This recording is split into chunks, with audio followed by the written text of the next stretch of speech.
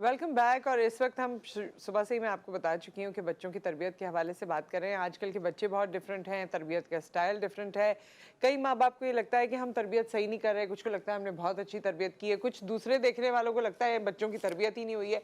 तो ये जो तरबियत है ना, इस पर बड़ा आजकल ज़ाहिर बात भी होती है, क्रिटिसिज्म भी होता है। तो तरबियत आज के दौर में होनी क्या चाहिए, या किन किन चीज़ों पर आपको जोर देना चाहिए, किन चीज़ों को आपको लेट गो कर देना चाहिए, इस सब पे हम बात करेंगे। हमारे साथ मौजूद हैं उज़्मा अल करीम साहिबा। अस्सलाम वालेकुम। आप सब जानते हैं पाकिस्तान का एक रजिस्टर्ड चेहरा है, और वो जेंडर वाला जो बहुत बड़ा सा आपका डेजिग्नेशन है वो खुद ही बता दें। Gender sensitivity department. हाँ, उस हवाले से बहुत काम करती रही हैं, दोस्त हैं मेरी। और भी जब मुझे और बहुत सी और चीजें भी करती रही हैं उज़्मा, तो जब जैसे जैसे याद आता दोस्ती हो जाती है तो फिर बाकी सब चीजें भूल जाता है इंसान। वैसे आजकल टर्की में होती हैं, और टर्की से भी काफ़ी पाकिस्तान के लिए काम करती हैं, रिपोर्टिंग करती हैं। टर्की में भी होती हैं, दुबई में भी होती हैं। अब वो फिर आगे और डिटेल बतानी पड़ेगी, तो इतना रुक जाते हैं। ओके। एंड हमारे साथ मौजूद हैं सहरिश अदनान साहिबा, NLP प्रैक्टिशनर हैं, एजुकेशनिस्ट हैं, और student and teacher relationship counsellor हैं। अस्सलाम वालेकुम। वालेकुम। कैसी हैं आप? ठीक ठाक हैं? अल्हम्दुलिल्लाह, आप कैसे हैं? मैं बिल्कुल ठीक ठाक, थैंक यू सो मच। अच्छा, इससे पहले कि हम अपना टॉपिक शुरू करें, एक बात याद आ गई थी, और क्योंकि उज़्मा यहाँ पर मौजूद है, पता ही है मेरी टीम को भी कि दोस्त आते हैं तो फिर कुछ ना कुछ बात हो ही जाती है।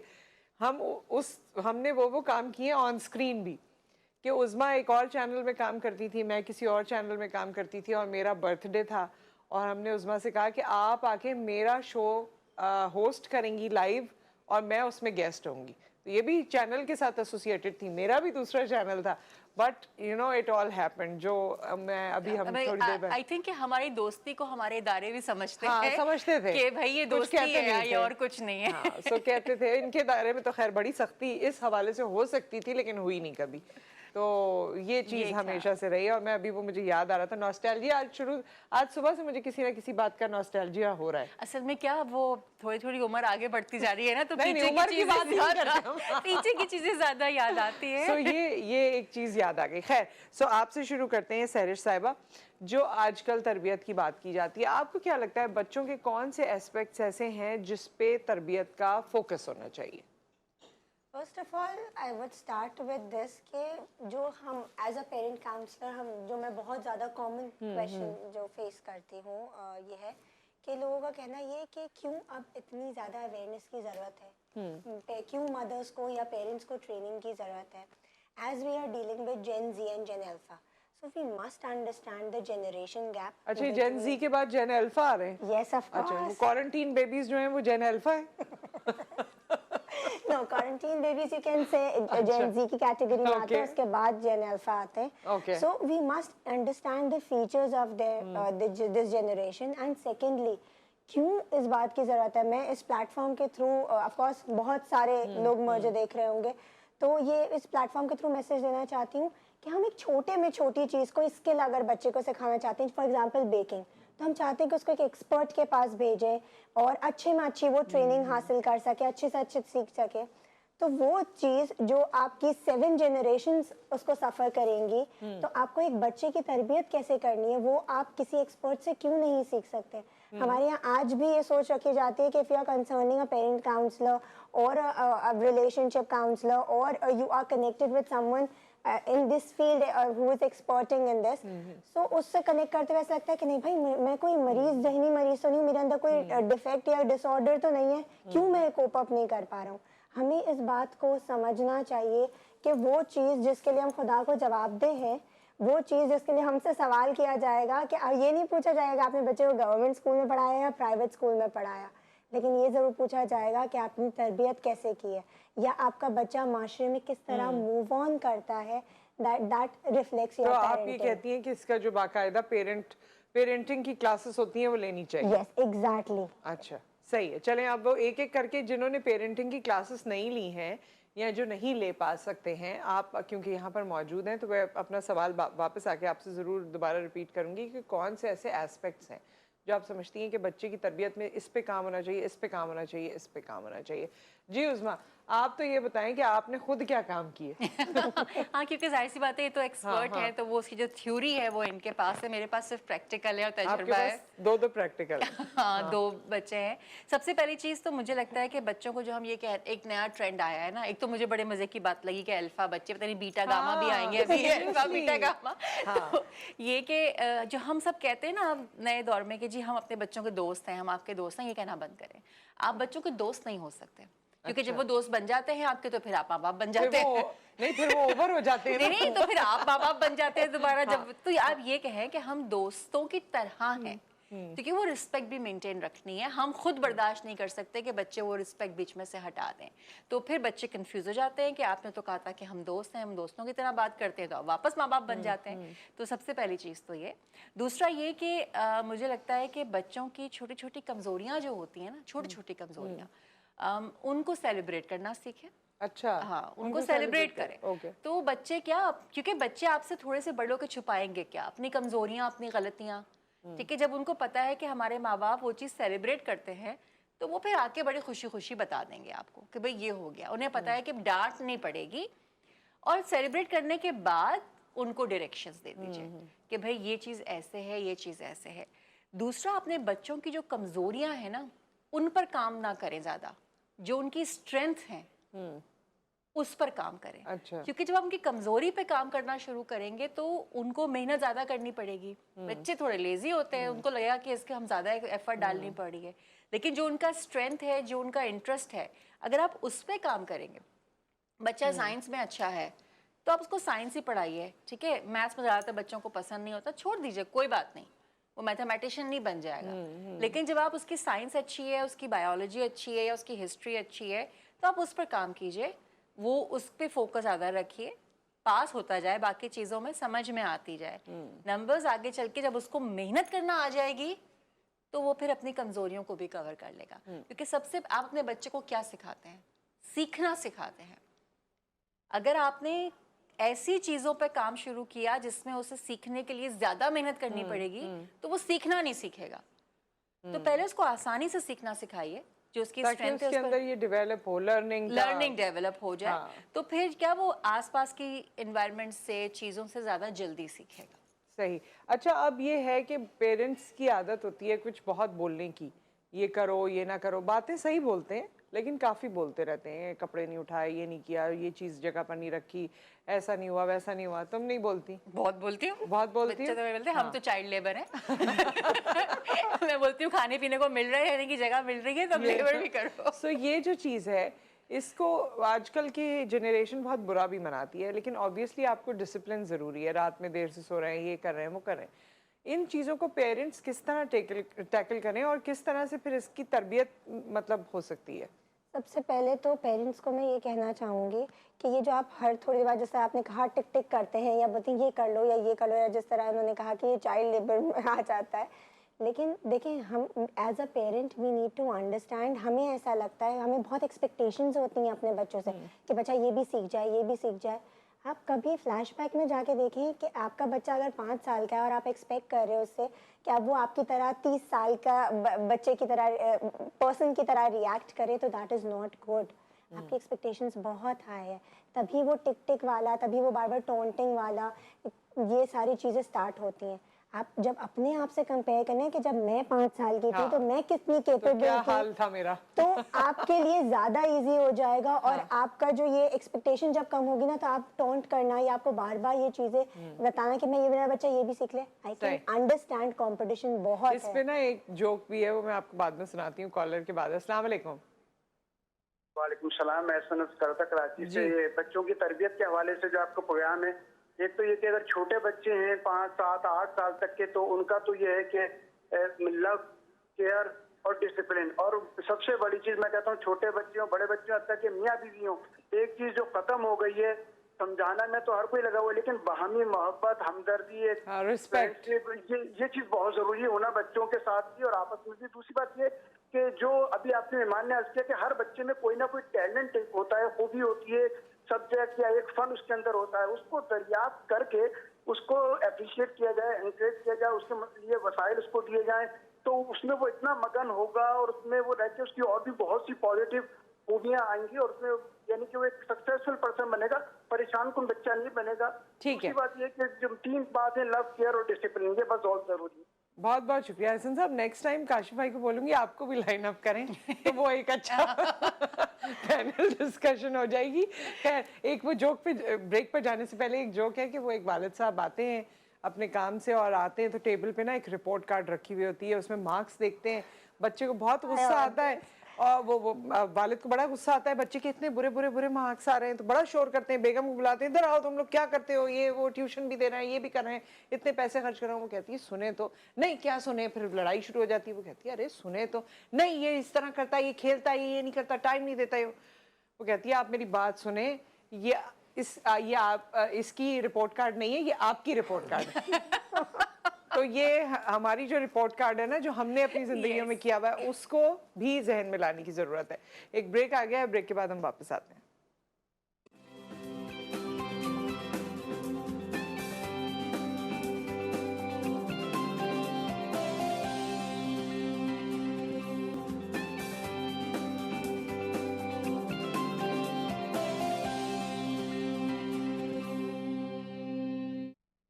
देख के अंदाजा हो रहा होगा जी। Welcome back. और हमारे साथ अब हमें ज्वाइन किया है डॉक्टर ताहिरा अनस ने। अस्सलाम वालेकुम, कैसी हैं आप? मैं बिल्कुल ठीक हूँ, आप ठीक ठाक कैसी हैं? हैं? बिल्कुल ठीक ठाक। और ये तीनों मिलके ब्रेक में मेरी तरबियत करने की कोशिश कर रही थी। उस्मा ने तो क्या क्या मतलब तरीके बताए हैं, कुछ देर बाद बताएंगी जो कर सकते हैं पेरेंट्स। ताहिरा आप बताइए, हम डिस्कशन कर ही रहे थे कि पेरेंट्स को आजकल किस चीज़ में बच्चों की तरबियत में किन बातों का ज़्यादा ख्याल रखना चाहिए? देखिए बहुत सारी बातों पे, लेकिन एक चीज़ जिसके ऊपर मैं हमेशा जो है वो ज़्यादा स्टार करती हूँ वो ये है कि आपका अपना कंडक्ट कैसा है। हम ये समझते हैं, लेट्स से अगर हम 3 एडल्ट्स या 4 एडल्ट्स यहाँ पर बैठे हुए हैं तो हम बड़ी मैच्योर गुफ्तगू करेंगे, अच्छे अल्फाज का इस्तेमाल करेंगे, क्योंकि मैं आपके सामने अपना एक इम्प्रेशन रखना चाहूँगी। लेकिन अगर इसी कमरे में एक खातून और 3-4 बच्चे हों तो हम बड़ा कैजुअल होकर बिहेव करते हैं, क्योंकि हमें लगता है कि बच्चे को फ़र्क नहीं पड़ता। सो हम जब एडल्ट्स आपस में बैठे हुए तो आप मेरी बात का शायद इन्फ्लुएंस नहीं लेंगी, क्योंकि आप उस एज में जहाँ पे आपको पता है कि ये लफ्ज़ या ये जुमले मैंने इस्तेमाल करने हैं या नहीं करने। बच्चा हर चीज़ जो देखता है वो उसको इस तरह से एब्जॉर्ब करता है कि वो उसको रेप्लिकेट करता है। ये बहुत सही कहा जाता है कि वो एक सादी स्लेट है, कोरा उसके ऊपर कागज है। आप लिख रहे हैं। एग्जैक्टली मैंने खुद ये प्रैक्टिस करके देखा है कि हम अगर कोई बात कर रहे होते हैं, कोई बैड वर्ड यूज़ कर रहे हैं, कोई बैड टोन यूज़ कर रहे हैं और बच्चा उस रूम में है, हमने मुड़ के देखा वो खेल रहा था, तो आपको लगता है कि इससे नहीं सुना, लेकिन ऐसा नहीं होता। विद इन नो टाइम आप देखते हैं कि बच्चा वही बिहेवियर या वही वर्ड यूज़ कर रहा होता है, वही बिहेवियर एग्जिबिट कर रहा होता है। सो तरबियत के कॉन्सेप्ट के अंदर जहाँ बहुत सारी बाकी चीज़ें चेंज होने की ज़रूरत है, वहाँ पर ये एक चीज़ बहुत अहम है कि जो चीज़ मैं अपने बच्चे को सिखाना चाहता हूँ या चाहती हूँ, उसको सबसे पहले मैं खुद प्रैक्टिस करना शुरू कर दूँ। अच्छा, आजकल एक और चीज़ भी हो गई है ना, आजकल जैसे लोग काफ़ी इस बात से फील करते हैं, पहले होता था कि बच्चे भी मिलनसार होते थे, मुस्कुरा लेते थे या सलाम कर लेते थे, इतना तो होता ही था, बाकी शर्मीले होते थे या कुछ है चले गए वापस ये वो। अब के दौर में there is another type of attitude जो कि फेस पे झलकता भी है और कभी कभी वो अच्छा नहीं भी लगता। तो ये जो चीज़ है उज़मा, इसके बारे में क्या कहेंगी? क्योंकि मुझे लगता है कि अब पेरेंट्स भी ज़्यादा बॉदर नहीं करते कि ग्रीटिंग्स बच्चों को सिखाई हैं नहीं सिखाई हैं, सलाम दुआ कर रहे हैं नहीं कर रहे हैं, या बाकी जैसे छोटी छोटी बातें होती थी कि जी कोई बड़ा आया है तो आप उठ के खड़े हो जाएं या दीगर और चीज़ें। तो इस पे ज़्यादा अब फोकस नहीं है, अब ज़्यादा फोकस इस पे है कि मार्क्स कितने आ गए, अंग्रेज़ी कितनी अच्छी बोल सकते हैं और बाकी अपने आप के सामने वाले को इम्प्रेस अपने पहनावे से या शख्सियत से कैसे कर सकते हैं। आई थिंक ये तो तुमने खुद ही बता दिया कि वो हमने ये चीज़ बच्चों में दी। जैसे उन्होंने कहा कि बच्चे जो है वो देख के सीखते हैं, सिखाने से नहीं सीखते। तो ये तो हमारा ही बिहेवियर है ना, जब बड़े जिस तरह बिहेव कर रहे हैं, किसी के साथ बहुत अच्छे हैं या पीछे बात कर रहे हैं कि यार अभी उनको क्यों इज्जत देनी पड़ेगी, गॉसिप कर रहे हैं हम। तो बच्चे, अगर आपने बच्चों पे मेहनत करनी है तो वो अर्ली चाइल्डहुड में हो सकती है, 9 मंथ्स जब बच्चा आपके अंदर है और शुरू के 5 साल। ठीक है, एक आप बच्चे से हमेशा आप कह के बात करें, जब बच्चा आए तो आप खड़े हो जाएं।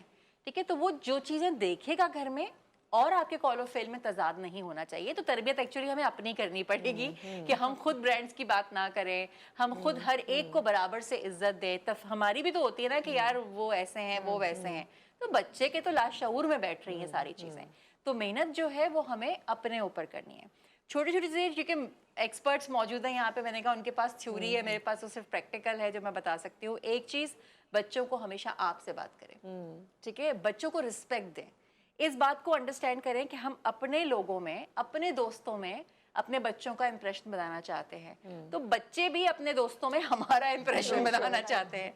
तो अगर हम ये चाहते हैं कि वो हमारे लोगों में हमारी तरह रहे, तो फिर हम उनके दोस्तों में उनकी तरह रहें। तो पहले हमें ये करना पड़ेगा, उसके बाद आप देखिएगा कि वो बच्चे इस चीज को अंडरस्टैंड करेंगे और उनको बार बार याद भी दिलाते रहे कि देखो हमने आपके दोस्तों के साथ ये किया था ना, अब आपको भी ये करना होगा। वो बहुत स्मार्ट है, वो समझ जाते हैं। अच्छा, एक बात बताएं, पहले जब माँ बाप डांट दिया करते थे, कुछ भी होता था, ज्यादा भी हो जाता था, कुछ अब्बा जो है बहुत सख्त होते थे, उसके बावजूद भी बच्चे ना सही निकल गए, अब्बा का ख्याल भी कर रहे हैं, सब कुछ कर रहे हैं। अब के दौर में इतना माँ बाप कर रहे हैं, मतलब बहुत ज्यादा कर रहे हैं, आपको डर के रहना हाँ, हर चीज करे जा रहे हैं, लेकिन उसके बावजूद भी बच्चे नालायक और बड़े होके उनको फिक्र भी नहीं है माँ बाप की ज्यादा। ये क्या वजह है, क्या लगता है आप लोगों को?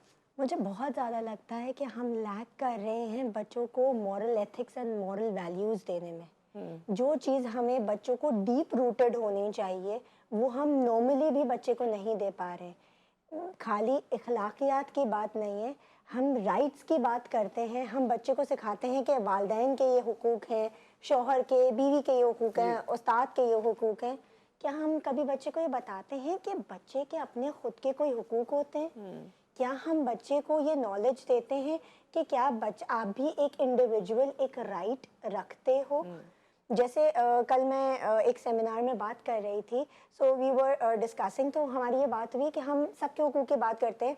हम कहीं भी किसी भी स्कूल का इस्लामियत का सिलेबस उठा दें, कहीं भी बड़ी से बड़ी फर्म जो मॉरल एथिक्स पढ़ाती है उसके सिलेबस को हम सर्कुलम को आउटलाइन को देख लें, कहीं हम ये बताते हैं कि बच्चे को जब हम मारते हैं तो बच्चे को अगर आप इतने जोर से हिट करो कि ही और शी गेट्स रेड, तो हम पे दियत वाजिब हो जाती है। अल्लाह ने बोला कि दिस इज नॉट अलाउड। हमें इस बात का ध्यान रखना चाहिए। हम अपने मफाद की सारी बातें बच्चों को पढ़ाते हैं कि वालिदैन के ये हुकूक है।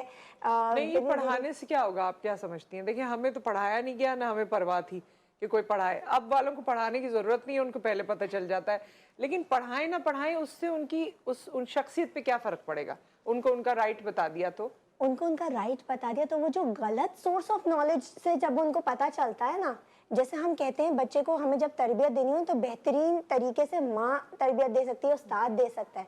जब उसका सोर्स ऑफ नॉलेज इंटरनेट, जब उसका सोर्स ऑफ नॉलेज यूट्यूब होगा ना, तो वो उसको बहुत सारे अमेंडमेंट्स करके दिखाएगा।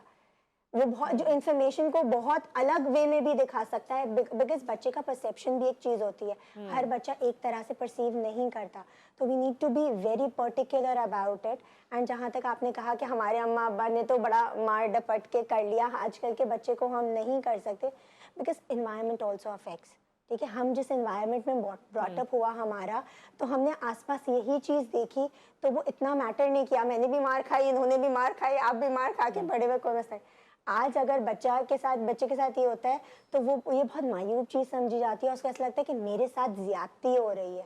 तो इन्वायरमेंट बच्चे को ऐसा लगता है कि इन्फीरियरिटी कॉम्प्लेक्स में डाल देता है। शुरू से ही टिकाने ताकि लगे ना मुझे मैंने बताया तरीका एक होना चाहिए, जो मैं अभी ब्रेक में बता रही थी कि सॉरी आपकी बात काट रही हूँ, कि पेरेंट्स के लिए दिल तो चाहता है ना कभी कभी रख के एक हाथ दो, क्योंकि मेरा तो दिल चाहता है मैं दिल की तमन्ना पूरी हाँ, तो उसका तरीका ये जो मैं तो सिर्फ अपने एक्सपीरियंस से बता सकती हूँ कि मैंने घर में एक पेपर लगा लिया था, फर्स्ट वार्निंग किसी बात के ऊपर, और मैं उनको बताती थी जब छोटे थे कि देखो ये मैंने आपको डांट दिया है, इस बात के ऊपर समझा दिया, ये गलत बात है, बहुत आराम से।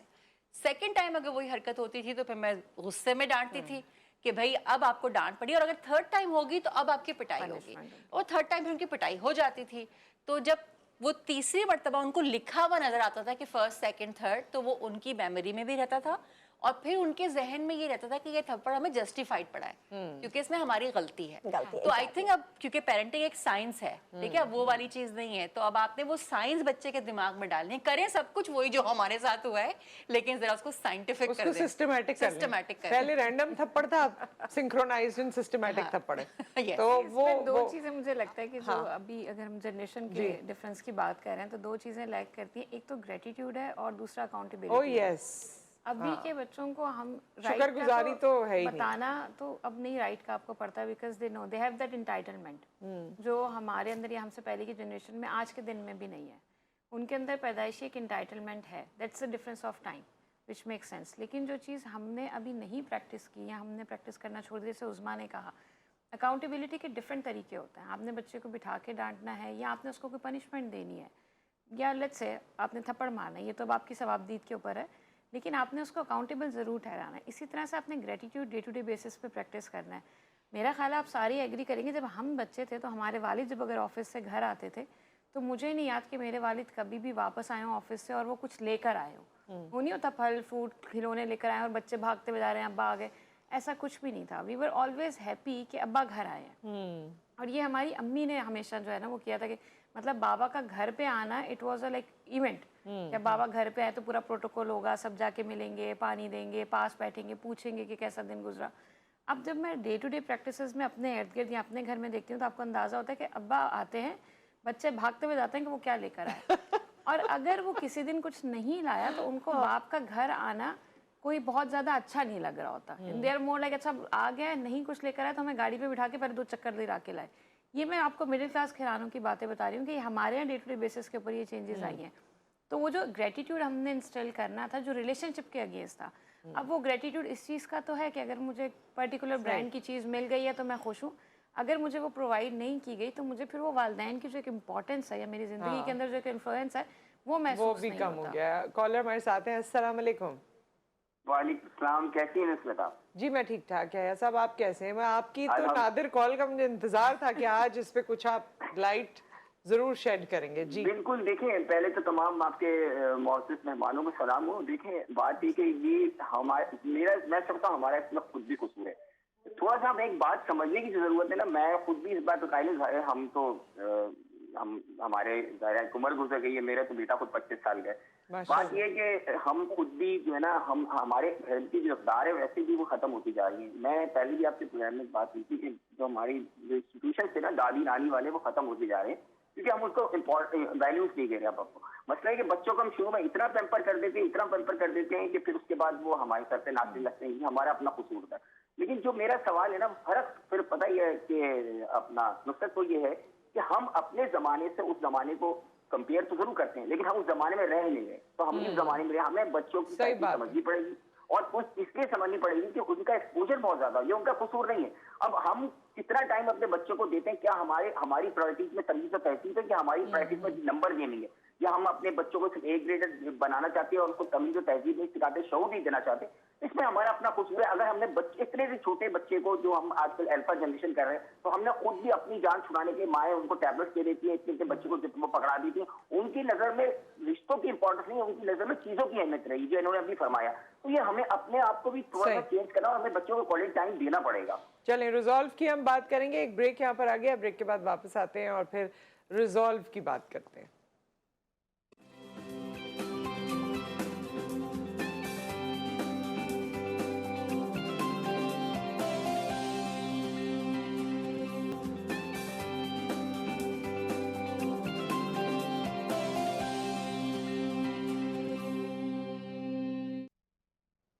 Welcome back. और हमारे साथ तीनों अमेजिंग लेडीज़ मौजूद हैं और तीनों जो हैं वो अमेजिंग मदर्स भी हैं। आई एम श्योर अपने अपने तौर, वैसे तो हर मदर ही अमेजिंग है क्योंकि सब अपने से बढ़कर, अपनी सोच से, अपनी जितना आप कैपेसिटी है उससे बढ़कर अपने बच्चों के लिए काम भी करते हैं, मेहनत भी करते हैं और ख्वाहिश भी करते हैं, हर चीज़ कर रहे होते हैं।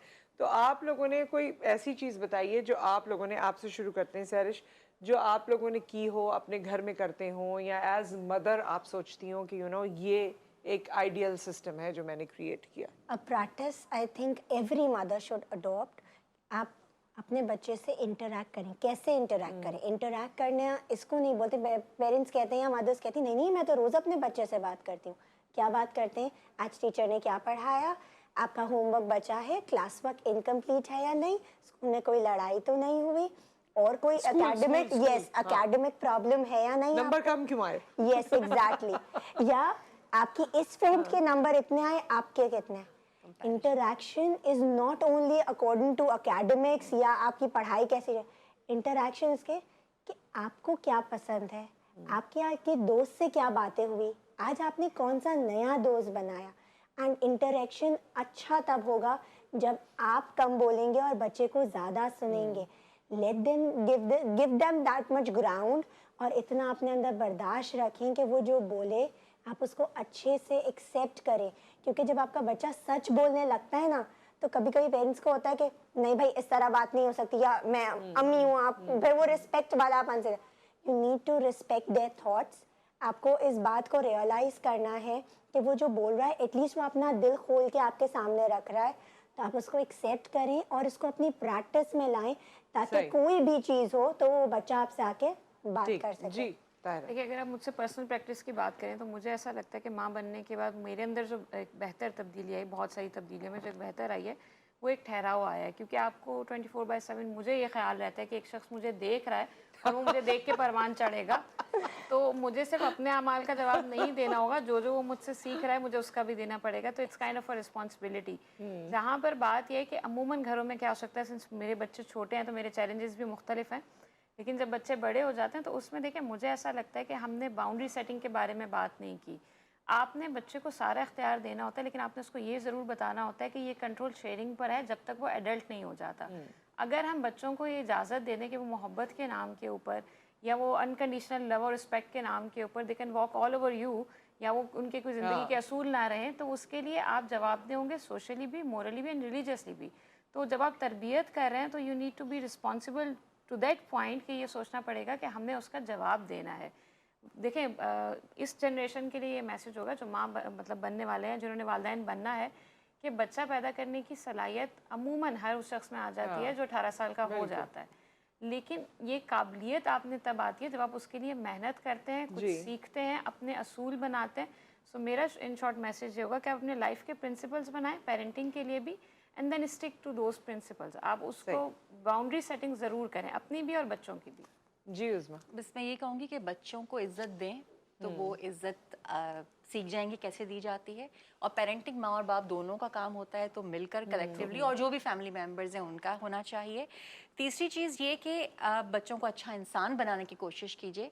मटीरियलिस्टिक लाइफ जो है कि भाई आपने ज़िंदगी में पैसे कमाने हैं, कामयाब हो रहे हैं, वो ज़रूरी है, लेकिन वो बैलेंस आपकी सोल का, आपकी इस दुनिया से जाने के बाद का, आप किसी भी मज़हब को फॉलो करते हों, लेकिन वो रिलीजियस बैलेंस, स्पिरिचुअल बैलेंस, दुनिया का बैलेंस और फैमिली का बैलेंस, वो बहुत ज़रूरी है। अगर आप बैलेंस होंगे तो आप खुश होंगे, ठीक है। तो ये खुशी आपने कैसे, ऑफ कोर्स आपने मटेरियलिस्टिक चीज़ों को नहीं छोड़ना, वो भी ज़रूरी है, लेकिन बाकी चीज़ें भी उतनी ज़रूरी खुशी का इन्हिसार उस पे नहीं होना बिल्कुल। तो चाहिए। ये कि ये सब चीज़ें अगर आपने बच्चे को दे दे, एक अच्छा इंसान बनाने की कोशिश कीजिए, कामयाबी उसके पीछे पीछे खुद ही आ जाएगी और वो खुश रहेगा, और यही हर माँ बाप चाहते हैं कि बच्चा खुश रहे। बिल्कुल, आप सबने सारी बातें कर दी हैं, एंड आई थिंक इसके साथ साथ सिर्फ एक छोटी सी बात, मैं तो ये फील करती हूँ कि every day is a learning time for my self.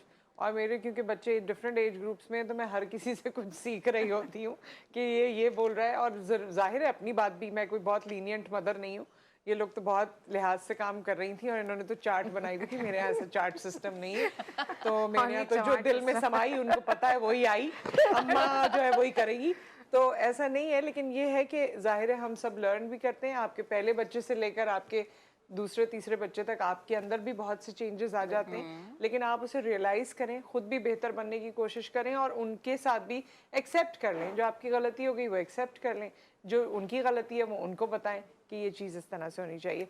और विद दैट ये कहानी तो चलती रहेगी इंशाल्लाह सदा, और आप अपना ख्याल रखिए, दुआ में याद रखिए, हमें फीडबैक पहुँचाते रहिए, फिर इंशाल्लाह आपसे मुलाकात करेंगे। अल्लाह हाफ़िज़।